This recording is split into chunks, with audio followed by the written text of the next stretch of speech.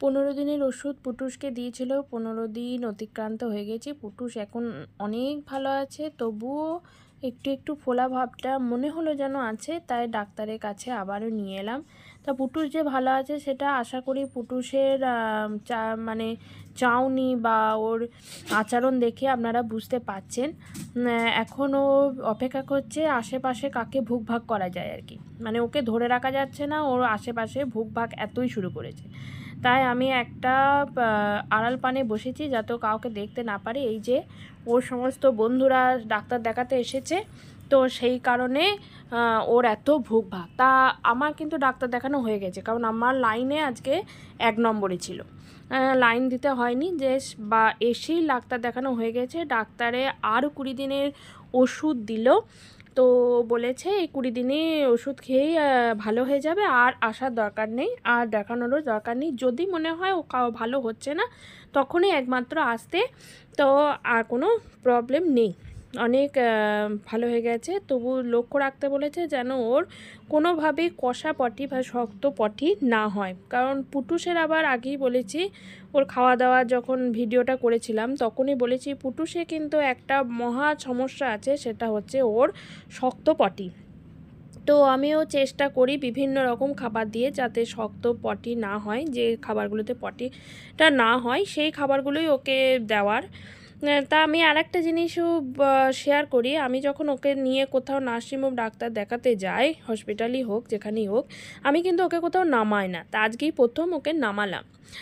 আমরা সল্টলেক থেকে বেরিয়ে গেছি, এখন যাব হচ্ছে ওর বাবার অফিস। বাবার অফিসে ওর বাবাকে নামিয়ে দিয়ে মানে ড্রপ করে দিয়ে তারপর আমরা বাড়ির উদ্দেশ্যে রওনা দেব। তাই যে অফিস এখন চলে এসেছে, আর একজন বিশেষ ব্যক্তি এসেছেন বলে, মানে পুটুসবাবু এসেছেন বলে, পুটুস কিন্তু সোফায় আরাম করে বসে আছে অফিসে এবং চারিদিকে দেখছে, এবং ওনাকে অনেকজন দেখতে আসছে। অফিস থেকে আমরা ফাইনালি বেরিয়ে গেছি, এখন যাব হচ্ছে বাড়ি।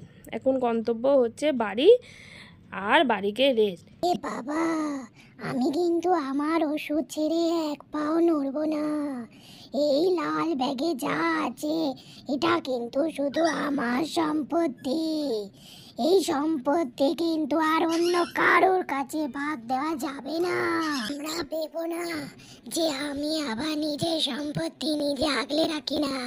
এই দেখো বাবা ওষুধ, তোরা ভালো আছিস তো? ভেতরে ঠিকঠাক আছিস তো? হ্যাঁ ঠিকঠাক আছিস? ঠিক আছে, তাহলে আমি পাশটিতে একটু বসি, ঠিক আছে? তোরা কিন্তু সাবধানে থাকিস, গাড়ি যখন থামবে টুকটুক করে ব্যাগ শুদ্ধ নেমে যাস। আমি তাহলে পাশটাতে একটু বসে জিরিয়ে নি।